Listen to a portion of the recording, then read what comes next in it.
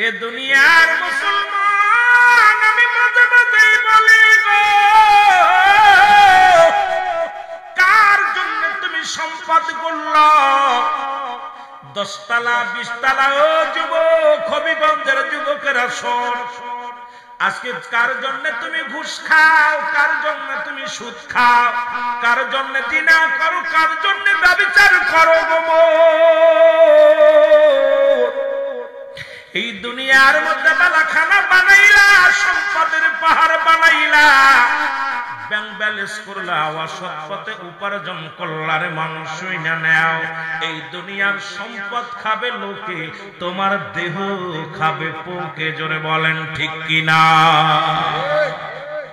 তুমি এমপি হইলা, মন্ত্রী হইলা, চেয়ারম্যান হইলা, মেম্বার হইলা, মাতবার হইলা, দুনিয়া অন্যায় বিচার করলা, অন্যায় পথে চলাফেরা করলা, কত সুদ খাইয়া ঘুষ খাইয়া।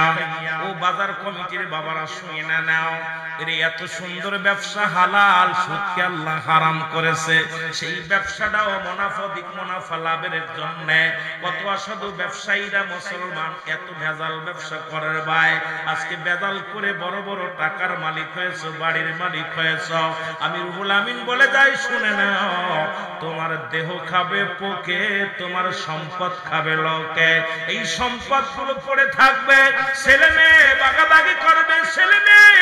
ওরে গতকাল দেখলাম কুমিল্লার জমিনে, ওরে এক অফিসার মারা গেছে, আর্মি অফিসার, ওই টাকা পেনশনের টাকা ভাগাভাগি করতে যাইয়া বাবার লাশটা 2 ছেলে ভাগাভাগি, 2 মেয়ে 2 ছেলে। বাবার লাশটা 2 দিনের মধ্যে কেউ অ্যাম্বুলেন্স থেকে নামায় নাই, ঢাকা মেডিকেল থেকে লাশটা নিয়ে গেছে। বড় ছেলে বড় ছোট ছেলে, 2 ছেলের মধ্যে হট্টগোল। মেয়ের অ্যাকাউন্টে বাবাই লিখে দিয়েছে, অ্যাকাউন্টের টাকা উঠাইয়া চিকিৎসার জন্য বড় মেয়েকে দিয়েছিল। বড় ছেলে কয় আমার জমিনে বাবারে দাফন দিব না, ছোট ছেলে কয় আমার জমিনে বাবারে দাফন দিব না। আরে এত কষ্ট করে যাদের লালন পালন করলি রে,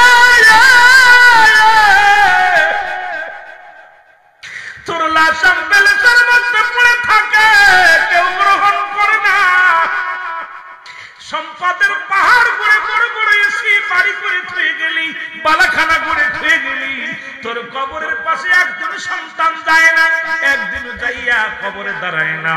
ইন্তেকালের পরে যে 7টা হক, এই 7টা হকের মধ্যে 1 নাম্বার হলো সবরেশনী করা, 2 নাম্বার মাগফিরাত কামনা করা, 7 নাম্বার বাবা মায়ের কবরটা জিয়ারত করা। কিন্তু আজকে কয়জন ছেলে যায়, দেখা যায় মৃত্যুর পরে বাবা মার কবরটা ভেঙে গেছে, মাটি দেওয়ার মানুষ হয় না।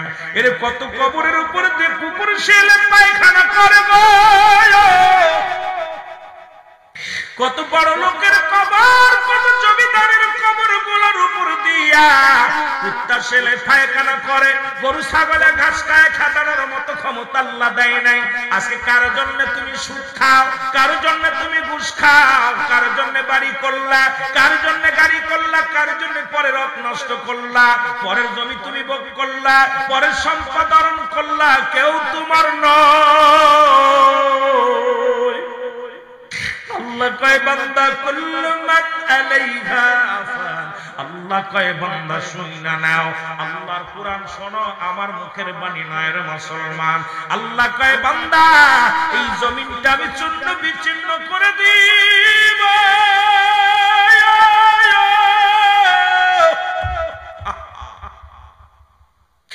আল্লাহ কয় বান্দা, এই জমিনের মধ্যে যত মাটি আছে গো, সমস্ত মাটিগুলো আমি পুড়ে তামা বানায় দিব। পরের জমি ফাঁকি দিলা, পরের বাড়ি দখল করে নিলা, পরের সম্পদ দখল করে নিলা, আল্লাহর হুকুম শোনো। আল্লাহ কয় বান্দা, এই জমিনটা আমি পুড়ায়, এই জমিনের মাটিগুলো পুড়ায় আমি তামা বানায় দিব। এই জমিনের মধ্যে যত পানি আছে, সমস্ত পানিগুলো আমি আল্লাহ পুড়ায় ছাই বানায় দিব। যেদিন কিচ্ছু বলতে কিচ্ছু থাকবে না, সেদিন থাকবো শুধু আমি আল্লাহ, আর আমি থাকবো আমার নবীর ভালোবাসা নিয়ে। এই জন্য যখনই আপনি কালেমা পড়েছেন লা ইলাহা নাই কোন ইলাহ ইল্লাল্লাহু আল্লাহ ছাড়া মুহাম্মাদুর রাসূলুল্লাহ সাল্লাল্লাহু আলাইহি ওয়াসাল্লাম, আল্লাহ পাকের প্রেরিত বান্দা বা রাসূল হলো আমার নবী রাহমাতুল লিল আলামিন। সেই সঠিক সেই মতে আমাদের চলার দরকার আছে কিনা? জোরে জোরে চিল্লায় বলা যাবে না আল্লাহু আকবার। মুহাব্বত দুরূদ শরীফ পড়েন আল্লাহুম্মা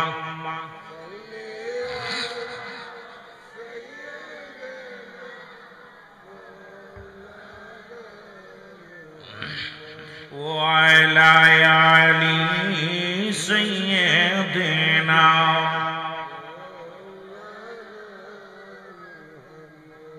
আরো জোরে বলেন আল্লাহুম্মা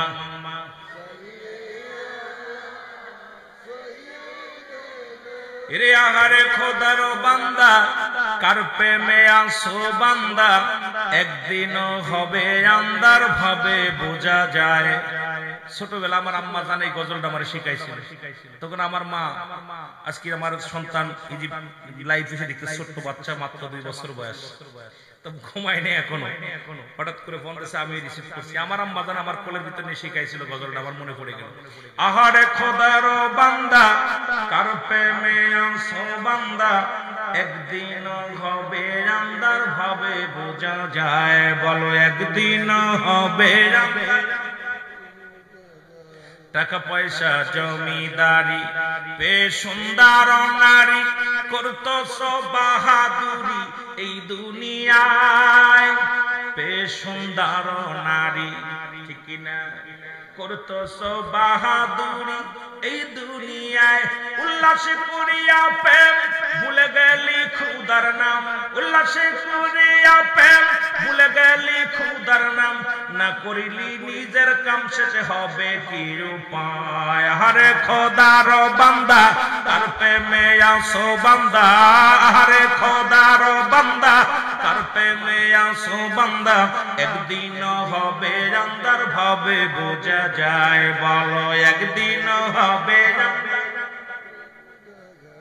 কত টাকা নারী আর বাড়ি সব সায়রা একলা যাবি। কত টাকা নারী আর বাড়ি সব সায়রা একাই যাবি। অন্ধকারে পইরা থাকবি খবর লইব না কেহ। অন্ধকারে পইরা থাকবি খবর লইব না। আরে খোদার বান্দা কার প্রেমে আসো বান্দা একদিন হবে আন্দার ভাবে বোঝা যায়। বলো একদিন হবে আন্দার। একটু জোরে জোরে বলেন একদিন হবে আন্দার ভাবে। টাকা পয়সা জমিদারি পায়া সুন্দর নারী করতে সব বাহাদুরি। আয় হায় ঢাকা শহর বলেন হবিগঞ্জে বলেন রাত 1টা 2টা বেজে যায়, বেগানা নারী বেগানা পুরুষ রাস্তা দিয়া ঘরে মাঝে মাঝে মাহফিল। নয়া পাতারিতে সেদিন মাহফিল করে আসতেছিলাম, দেখি রে বাবা রাত তখন প্রায় 2টা বাজে রে বাবা। দেখি কয়েকজন যুবক মোটরসাইকেলে নারী পুরুষ উলঙ্গ বেহায়াপানা পোশাক পরিয়া দেখি মুসলমান ঘোরাঘুরি করে। আমি আশ্চর্য হয়ে গেলাম, এত রাত্রে শীতের দিন এদের লজ্জা শরম নাই, হায়া নাই, মরণের ভয় নাই। আরে উল্লাসে করিয়া প্রেম ভুলে গেলি খোদার নাম। না করিলি নিজের কাম শেষে হবে কি উপায়? জোরে বলেন ঠিক কিনা? এ দুনিয়ার মানসিকতাকে বললাম কুল্লু মান আলাইহা ফান। আল্লাহ কয় বান্দা জমিনটা আমি রাখবো না, ওই বালাখানা আমি রাখবো না, বাড়ি রাখবো না, গাড়ি রাখবো না, সব কিছু আমি চূর্ণ বিচ্ছিন্ন করে দিব। পৃথিবীতে 3 ভাগ পানি 1 ভাগ মাটি। কয় ভাগ? এই জোরে বলো কয় ভাগ? 3 ভাগ পানি 1 ভাগ মাটি। এ যুবক এই মাটিগুলো পুড়ে বানাবে তামা হয়ে যাবে, এই মাটি থাকবে না, মাটিগুলো পুড়ে তামা হয়ে যাবে। জমিনের মধ্যে যত পানি আছে পানিগুলো পুড়ে ছাই হয়ে যাবে। এত পানি পানিগুলো পুড়ে ছাই হয়ে যাবে। কি আজব কথা শুনবে বাবা। পানি পুড়ে ছাই হয়ে যাবে। যেদিন কিচ্ছু বলতে কিচ্ছু থাকবে না, সেদিন থাকবে আমার আল্লাহ। আল্লাহ কয় সেদিন থাকবো আমি হাবিবের ভালোবাসা নিয়ে। কিন্তু মুনাফিকেরা বোঝে না, এখন বলে মাঝে মাঝে আমরা মুসলমান। আল্লাহ কয় হাবিব ওই মুনাফিক তো মুসলমান, মুনাফিক তো ওদের মধ্যে আছে, মানুষের মধ্যে আছে। আল্লাহ কয় মিনান নাস, নাস শব্দের অর্থ মানুষ। আল্লাহ কয় মানুষের মধ্যে আছে। মায়া করে তারা বলবে আমান্না, তারা ঈমান আনছে বিল্লাহি, আল্লাহর প্রতি, ওয়াবিল আখিরাতের প্রতি বিশ্বাস স্থাপন করছে। ওমা হুম বিমুমিনিন, জোরে জোরে চিল্লায়া বলা যাবে না সুবহানাল্লাহ। মুনাফিক যে মানুষের মধ্যে আছে, দাড়ি টুপি জুব্বা পাগড়ি লাগাইয়া আসলে বেহায়াপনা কাজ করতেছে, ইসলামের কলঙ্ক করতেছে, বলদ করতেছে। অসংখ্য ভণ্ড পীরেরা ভণ্ডামি শুরু করছে। জোরে বলেন ঠিক কি না? ওর জন্য হক্কানি ওলি আল্লাহদের সুনাম নষ্ট হয়ে যাচ্ছে। জোরে বলেন ঠিক কি না? কষ্ট পাচ্ছেন? অন্যায় করে একজন 10 জনের বিপদ। ওই সাইনবোর্ড মুসলমান, সাইনবোর্ড পীর সাহেব, এক পীরে বিড়ি খায়, এক পীরের দুর্নামে, এক পীরের এক পীরের বউ বাইরে নিয়ে যায়, আইরে মুরিদের বউ ভাগে নিয়ে যায়। আই দুনিয়া না, এমন একটা অবস্থানে চলে গেছি, হায়া লজ্জা শরম ভয় এদের ভিতরে নাই। এই দুনিয়া পাগল। নবী বলছে বাল্লুহা কিলাম, আমার আব্বার কথা নাই, কুরআন হাদিসের কথা। রাসূল বলে দুনিয়াটা হলো পচা দুর্গন্ধ মরি, মানুষের চরিত্র কুকুরের চরিত্র। কুকুর যেমন দুনিয়াতে মরি পাইলে খুশি হয়, এই মানুষগুলো দুনিয়ার মতো স্বার্থ পাইলে তারা সবকিছুই করতে পারে। জোরে বলেন ঠিক কি না? নবীজি এমনি বলে যায় না, নবীজি বলছে বাল্লুহা কিলাম, আমার আব্বা মায়ের কথা না, কুরআন হাদিসের কথাগুলো শুনবেন। নবীজি বলতেছেন এই দুনিয়াটা হলো পচা দুর্গন্ধ মরি। মরি পাইলে দেখবেন, যদি কুকুর দেখছেন, কুকুর যদি আপনাদের এই হবিগঞ্জে একটা মরি পড়ে থাকে, একটা কুকুর যদি একবার ধরতে পারো কাউকে ভাগ দিবে। বলেন দি ওই মরিটাকে ওর পেটে ধরবে? অতবার একটা মরি খাইতে পারবে? ও ডান দিকে বাম দিকে, ঠিক কিনা? আর মানুষের চরিত্র ঠিক সাই হয়ে গেছে। সে কাউকে অসহায়, বাড়ির পাশে অসহায় মানুষগুলো না খেয়ে মরে যাচ্ছে, খবর নেওয়ার সময় নাই।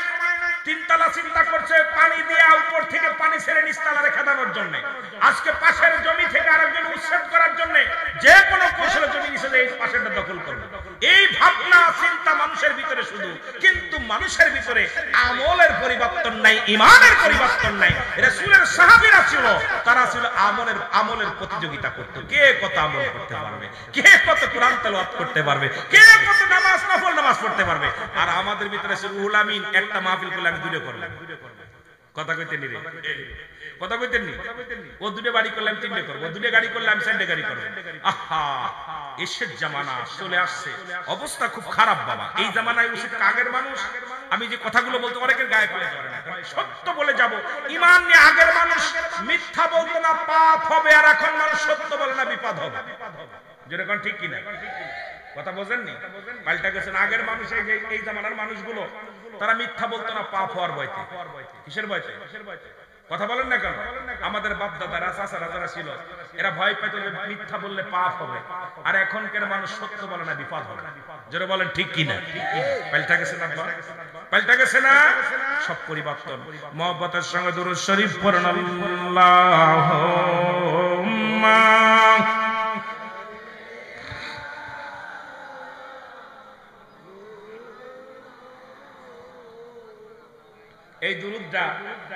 এই দুরূদটা পড়লে আমার পড়ার ভিতরে খেস করে ওঠে। কারণ কি জানেন? আমি তখন 2006 সালে জাফলং একটা মাহফিল করতে এসেছিলাম। ফুলতলি মসলাদের পীর সাহেব কেবলা উনি আমার ডান পাশে ভাবে বসেছিলেন। আমি ওয়াজ করতেছিলাম, বাচ্চা বয়স, তখন দাড়ি মারি ভালো মতো ওঠে নাই। হুজুর আমার বলে বাদান তোমার ওয়াজ করো, মাথায় হাত বুলাইতে বাদান ওয়াজ করো। পুরো 1 থেকে 1.5 ঘন্টা আলোচনা করেছে। তা উনি ওয়াজ উঠাই টান্ডা দিছিল, তখন আমার হৃদয়ের ভিতরে লাগছিল আল্লাহুম্মা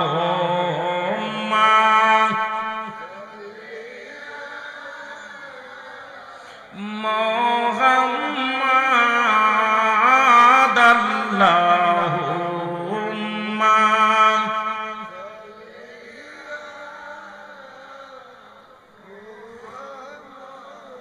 এরে আলা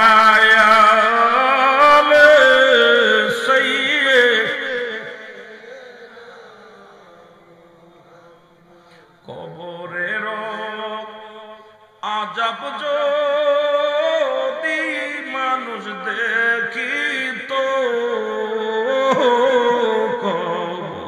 রে আজব যদি মানুষ দেখি এর ঘর বাড়ি সারিয়ার পাগল তো আল্লাহুম্মা